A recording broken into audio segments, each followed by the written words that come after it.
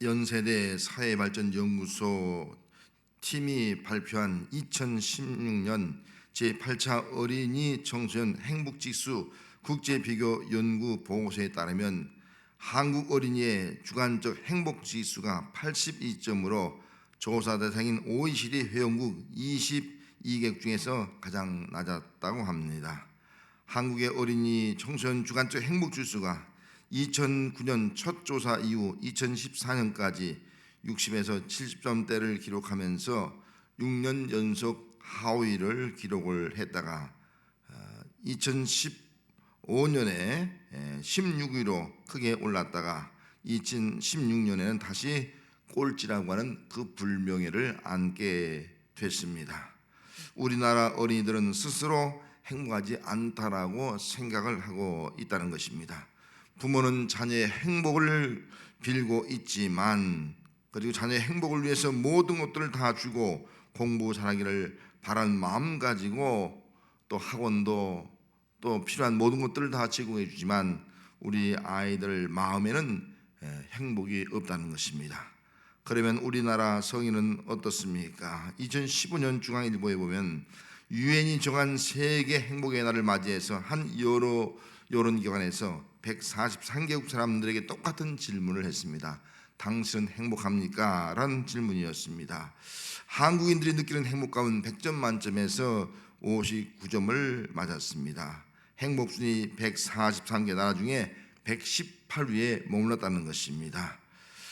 우리나라는 어른뿐만 아니라 이렇게 어린이들의 행복지수가 가장 낮고 최저라는 사실을 알 수가 있습니다. 문제는 행복을 추구하고 있음에도 불구하고 우리나라 어른과 어린이 모두가 다 행복하지 않는 삶을 살고 있다는 겁니다. 우리나라가 세계에서 선진국이 되고 국민소득이 3만 달러가 넘는 잘 사는 민족이 되었음에도 불구하고 행복하지 않는 삶을 살아가고 있다는 것입니다. 여러분, 정말 행복하게 살고 있습니까? 나는 행복하다라고 생각을 하고 있습니까? 오늘 본문은 행복한 사람에 대해서 말씀을 하고 있습니다. 1절, 2절 말씀에 복 있는 사람은 악인의 꾀를 따르지 아니하며 죄인들의 길에 서지 아니하며 오만한 자들의 자리에 앉지 아니하고 오직 여호와의 율법을 즐거워하여 그의 율법을 주야로 묵상하는 자로다. 복 있는 사람은, 이 말은 시브리어로 에세르 행복한 한 뜻을 가지고 있습니다. 즐거워하고 시브리어 핫배치에서 유래됐는데 좋아하고 기뻐하다는 그런 의미를 가지고 있습니다. 행복한 사람은 즐거워하는 사람, 행복한 사람은 좋아하고 또 기뻐하는 사람이라는 그런 의미입니다. 행복한 사람은 즐거워하는 사람입니다. 행복한 사람은 여호와의 율법 곧 여호와의 말씀을 즐거워하는 사람입니다. 즐거워한다는 것이 없다면 행복한 사람이라고 말할 수가 없을 것입니다. 행복한 사람은 여호와의 말씀을 즐거워하는 사람이라. 이 말씀에 대해서 여러분들은 어떻게 반응을 합니까? 정말 하나님의 말씀이 즐거워하면 나에게 행복이 주어질까? 의문을 제기하는 사람도 있을 것입니다. 행복은 현시에서 가장 필요한 돈을 소유할 때 행복하다고 생각을 하는 사람도 있을 것입니다. 행복은 말씀도 아니고 돈도 아니고 정말 좋은 사람을 만나서 그 만남에 기쁨을 누리고 살아가는 삶이라고 생각할 수도 있습니다. 어떤 사람은 행복은 현실적으로 자기가 가장 좋아하는 것들을 기쁘게 하면서 살아가는 사람이라고 생각하는 분도 있을 것입니다. 오늘 본문에 나타난 시인의 반응은 어떻습니까? 2절 말씀에 오직 여호와의 율법을 즐거워하여 그의 율법을 주야로 묵상하는도다. 여호와의 율법은 하나님의 말씀입니다. 시인의 반응은 행복한 사람은 하나님의 말씀을 좋아하고 기뻐하는 사람이라고 말씀하고 있습니다. 행복한 사람은 하나님의 말씀을 즐거워하는 사람이라고 반응한 이유가 무엇입니까? 그 당시에 많은 사람들이 하나님의 말씀을 따르지 않고 하나님의 말씀을 읽지 않고 있었기 때문인 것입니다. 하나님의 말씀이 없는 삶을 살아갔다는 것입니다. 하나님의 말씀이 없이 살아가는 사람은 악인의 꾀를 쫓습니다. 여기 악인의 꾀란 말은 악인의 충고 계획을 의미합니다. 악인의 충고와 계획을 따라가는 사람은 악을 행하게 되어 있습니다. 악을 행함으로 법을 어기고 많은 삶과 가정과 사회 질서를 깨트리며 죄를 짓는 삶을 살아가게 됩니다. 하나님의 말씀이 없이 살아가는 사람은 죄인의 길에 서게 됩니다. 죄인의 길에 서면 죄인의 길에서 벗어나지 못하고 그 죄가 습관화됩니다. 죄가 습관화되면 죄를 지어도 죄인지를 모르고 당연한 것으로 생각하면서 살아가게 되어 있고 결국은 그 죄 때문에 심판의 자리로 나가게 되어 있는 것입니다. 하나님 말씀이 없이 살아가는 사람은 오만한 자들의 자리에 앉습니다. 여기 오만이라는 말은 히브리어로 루출한 단어입니다. 비웃고 조롱하는 의미를 가지고 있습니다. 오만한 자들은 교만한 얼굴로 말합니다. 이 여호와께서 이를 감찰하지 아니하신다. 우리의 모든 것을 보고 계시지 아니하신다. 하나님은 없다라고 말을 하면서 살아가고 있는 사람입니다. 하나님을 두려워하지 않고 하나님이 없기 때문에 자기 마음대로 자기가 신이 되어서 육체의 욕망대로 살아가게 되어 있습니다. 하나님의 말씀을 즐거워하지 않는 사람은 행복한 삶이 될 수가 없습니다. 하나님의 말씀이 없이 악인의 꾀를 따르고 죄인의 길에 서고 오만한 자리에 앉아 있는 사람이 어떻게 행복할 수가 있겠습니까? 악한 생각과 죄의 습관과 교만한 행동을 하고 있기 때문에 결코 행복한 삶을 살아갈 수 없게 되는 것입니다. 하나님의 반응은 모든 사람이 행복한 삶이 되는 겁니다. 신명기 10장 13절 말씀에 내가 오늘 네 행복을 위하여 네게 명하는 여호와의 명령과 규례를 지킬 것이 아니냐. 애굽에서 430년 동안 살아온 이스라엘 백성의 삶은 한마디로 불행의 삶이었습니다. 애굽에서 사람 대우를 받지 못했습니다. 매일매일 강제 노역을 하면서 학대를 당하고 억압을 당하면서 살아가는 이스라엘 백성의 삶은 비참한 삶이었고 불행한 삶이었습니다. 하나님께서 이스라엘 백성을 애굽에서 구한 목적이 무엇입니까? 행복입니다. 행복한 삶이 되도록 그들을 구원해 주셨고 또 행복한 삶을 살아가도록 하기 위해서 그들에게 하나님의 명령과 규례, 하나님의 말씀을 주었던 것입니다. 하나님께서 이스라엘 백성의 행복을 위해서 명령과 규례, 하나님의 말씀을 지키라 라고 명령을 하고 있는 것입니다. 애굽에서 불행한 삶을 살았던 이스라엘 백성들의 행복을 위하여 하나님의 말씀을 주신 것입니다. 하나님께서 구원받은 성도들의 행복을 원하는 그 이유가 무엇입니까? 신명기 10장 15절 말씀에 여호와께서 오직 내 조상들을 기뻐하시고 그들을 사랑하사 그들의 후손인 너희를 만민 중에서 택하셨음이 오늘과 같으니라 말씀했습니다. 여기 너희를 만민 중에서 택하셨다라는 말씀에 주목하시기를 바랍니다. 하나님은 이스라엘 백성을 만민 중에 택했을 뿐만 아니라 오늘 이 시대 우리를 만민 중에 택해 주셨다는 것입니다. 데살로니가전서 1장 4절 말씀에 하나님의 사랑하심을 받은 형제들아 너의 택하심을 아노라 말씀했습니다. 에베소 1장 4절 말씀에도 곧 창세전에 그리스도 안에서 우리를 택하사 우리로 사랑 안에서 그 앞에 거룩하고 흠이 없게 하시려고 라고 말씀했습니다. 구원받은 성도는 창세전에 그리스도 안에서 택함을 받은 성도라는 사실입니다. 하나님의 택함을 받은 성도들은 하나님께서 행복하기를 바라고 계십니다. 행복한 삶이 되도록 하나님의 말씀을 주었습니다. 하나님의 말씀을 즐거워함으로 행복한 성도로 살아가도록 해 주었던 것입니다.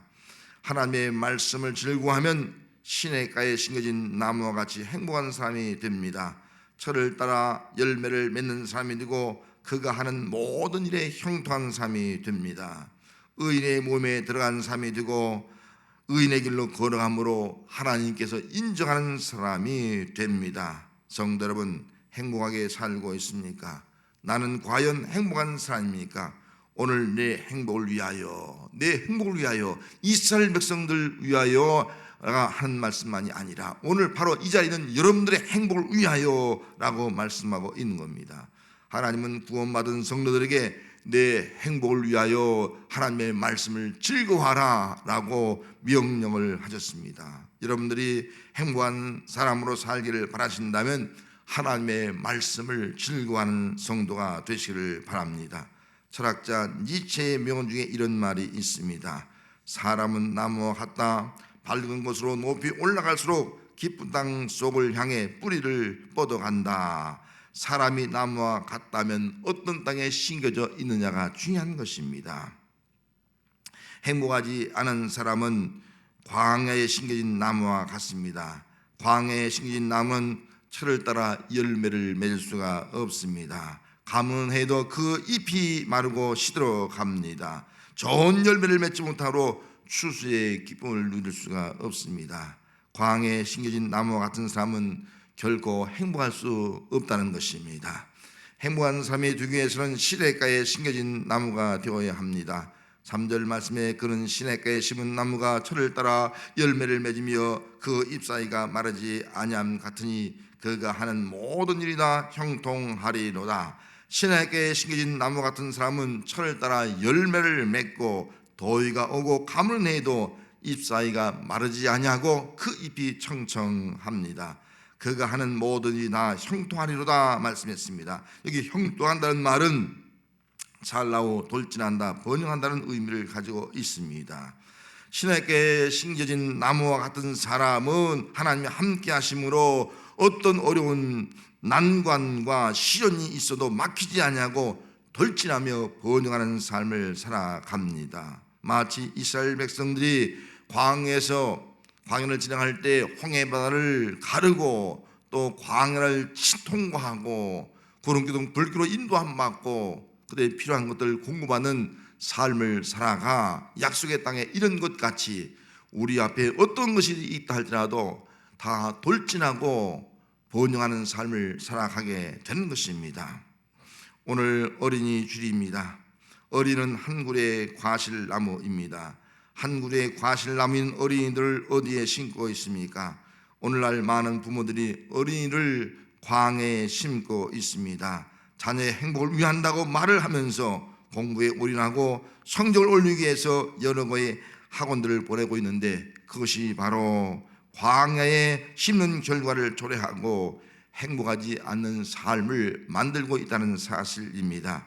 행복한 사람이 되기 위해서는 광야에 심겨진 나무를 시냇가에 심겨진 나무가 되게 해야 합니다. 어린아이의 행복을 위해서 시냇가에 심어야 합니다. 시냇가는 하나님의 말씀입니다. 시냇가에 심겨진 나무는 하나님의 말씀에 심겨진 나무입니다. 2절 말씀에 오직 여호와의 말씀을 즐거워하여 그의 율법을 주야로 묵상하노다.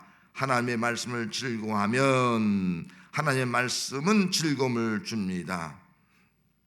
행복은 즐거움입니다. 행복한 사람은 말씀이 주는 즐거움을 누리게 됩니다.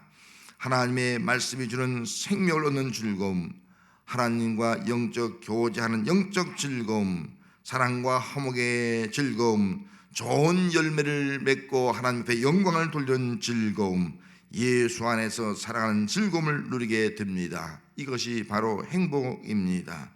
하나님의 말씀을 즐거워하며 하나님의 자녀로 살아가는 행복한 성도가 되고 행복한 어린이가 되기를 축복합니다.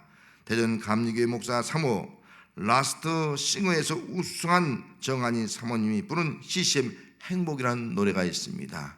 가사를 읽어드리겠습니다. 화려하지 않아도 정결하게 사는 삶, 가진 것이 적어도 감사하며 사는 삶, 내게 주신 작은 힘 나눠주며 사는 삶, 이것이 나의 삶의 행복이라오.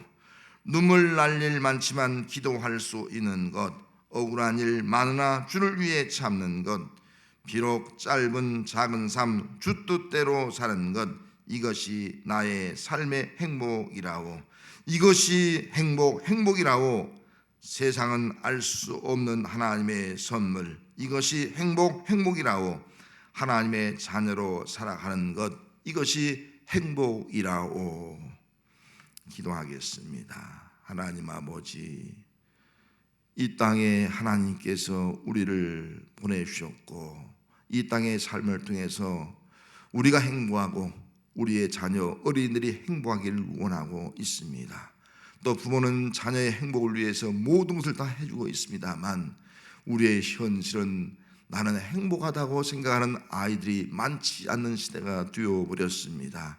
아버지 하나님, 이런 아이들을 행복하기 위해서 광야에 심겨진 나무를 시냇가에 심겨진 나무로 옮겨놓는 우리 부모들이 되게 하여 주시옵소서.